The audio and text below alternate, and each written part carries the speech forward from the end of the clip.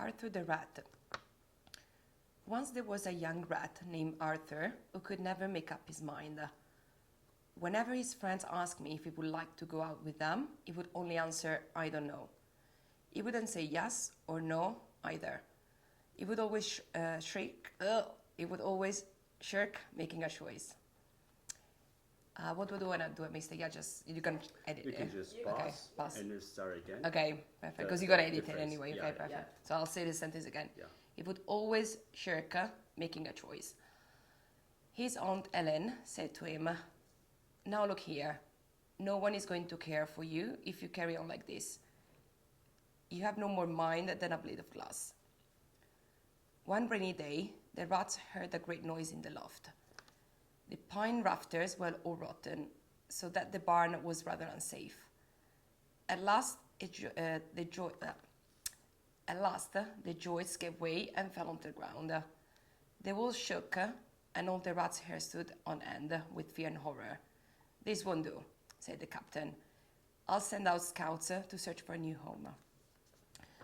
Within 5 hours, the 10 scouts came back and said, "We found a stone house where there is room and board for all of us. There is a kindly horse named Nellie, a cow, a calf, and a garden with an elm tree." The rats crawled out of their little houses and stood on the floor in a long line. Just then, the old one said, "So Arthur, stop," he ordered coarsely. "You're coming, of course?" "I'm not certain," said Arthur, undaunted. "The roof may not come down yet." "Well," said the angry old rat, "we can't wait for you to join us. Right about face. March." Arthur stood and watched them hurry away.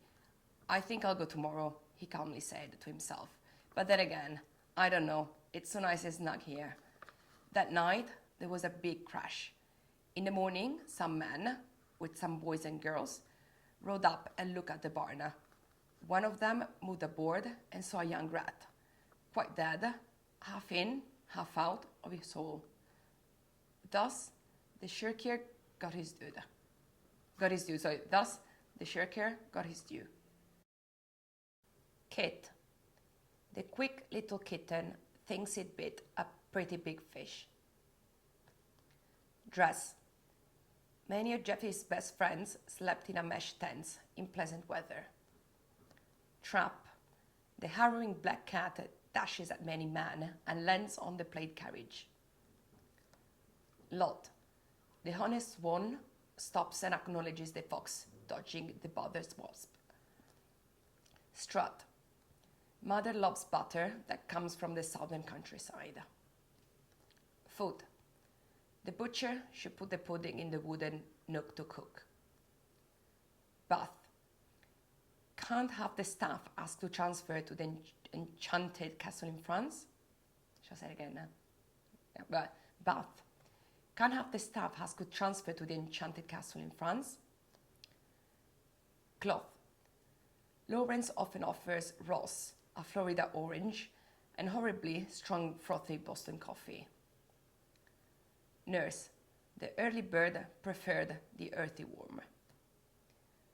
Fleece. These unique machines teach people to speak and reason. Face. The raven waits until late day for the great wave to break. Palm. Father and Ma say to calm the facade in the Nevada Plaza. Thought. The small walrus caught the hawk in the salty water. Goat.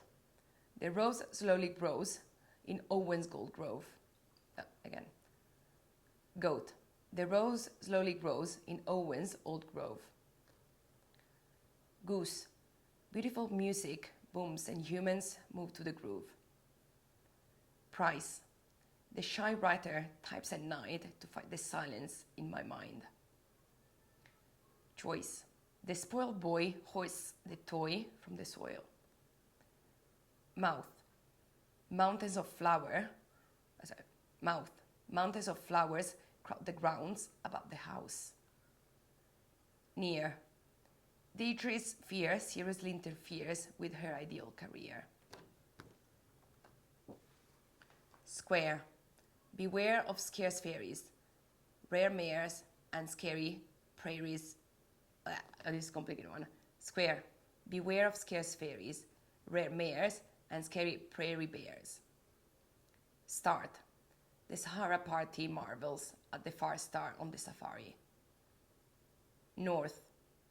Laura's warm aura reforms Thor's horse for the important war. Force. The adorable boar's nose, hoarsely, and notoriously hoards imported pork. Cure. The tourist endures rural tours of Europe and procures gourmet bourbon. Happy. The coffee, salami, spaghetti, and macaroni are ready. Letter. Sugar covers the tiger's whiskers. Comma. Bertha and Cinderella's saga is a drama. R. Richard, Wilbur, and Harry are running around the treacherous river. L. Linda and Ali pull belly muscles, laughing laboriously. And G. The singing mockingbird is swinging on the ring and dings in the awning. The thespians gather and breathe 3 authentic breaths together. H. Harry and Hilary happily harvest heaps of herbs behind the beehive. Yod. The cute, dutiful blue cuckoo resumes cooing suitable tunes enthusiastically. W. Will and Drew whistle when the wind blows between the whimsical whipping willows. Eng. Miss Fanning is walking and hiking in Wyoming. S. Susie lives in her sister's house on Easy Street with her Siamese cat, Siberian Huskies dogs. Yes, the point that even when I'm in absolute pain, I still wake up in the morning at 5:45 and I go another day. So I think I'm going to discover a lot about myself, about this one, about resilience, about strength and not giving up. Probably to the point that obviously like when I was in the phase, like when I quit my own company that I started and I was unemployed for 9 months before starting this one, and then you think about it like, oh, everybody has a career, they're 30, I was 29, I was almost 30, I had absolutely nothing. So it took me a while to shake the feeling of like, oh, you're a failure. So I think also by achieving and do something so hard and not quitting, I think that will reinforce that it's going to be, I'm not saying like an external validation, but I'm happy that like I'm pushing it through and like I'm really proud of myself for that. Yeah, I really love rock music as well. And I think the problem is that I need to get out of my head. The problem is all here, there's all this chaos. And when I find myself completely immersed in things, there's no past, there's no future, there's absolutely just the present and nothing else. And I find that outlet with rock music. So when I just go to concerts, especially like when they're more like on the medium, smaller side, especially not when you go like big arena and everything like that, I think that really disconnects everything and you're just there, just like absolutely happy, like singing and jumping and everything. So what I need to do is just having more of these moments, like planning in my month as well. Because obviously nobody can be this happy all the time. You just need to be serene, but then just little peaks of like, just being immersed in the moment and nothing else matters. It was like, I like niche bands. They're called Palais Royale. They were from Canada. You know them? No. I mean, they're very small as well, but first time seeing them, especially when it's like first time seeing them, it's really cool. And the next that I got lined up is on the 1st of October. So that was going to be a really good one. Yeah, I would say like obviously I wasn't expecting it to be so hard and on everything, on the joints, on your back, and the heat is not helping. So it's supposed to be 25 max in this round, but we picked like this summer. I think it's an exception. People were saying. So no, it's fine. I think it's a lot of like every step. Like you just need to be conscious of. You're literally conscious of every step. Every step you take like resonates in your body, like all the pain and everything. But I think there's no moment you're this aware about everything that happens in your moment. Like muscles that you don't even know you have, just like hurting that, so you're like fully in your body, I would say. Ciao, oggi ci siamo incontrati sul Camino, era il terzo giorno, siamo saliti da Salas per andare a Tineo, ci siamo incontrati verso fine della giornata, era abbastanza tosta, erano meno chilometri, solo 20, però si sentivano parecchi. E niente, ci siamo messi subito a parlare, i nostri progetti, anche lei lavorava in finanza, ha vissuto a Londra, quindi abbiamo avuto tante cose in comune e abbiamo chiacchierato.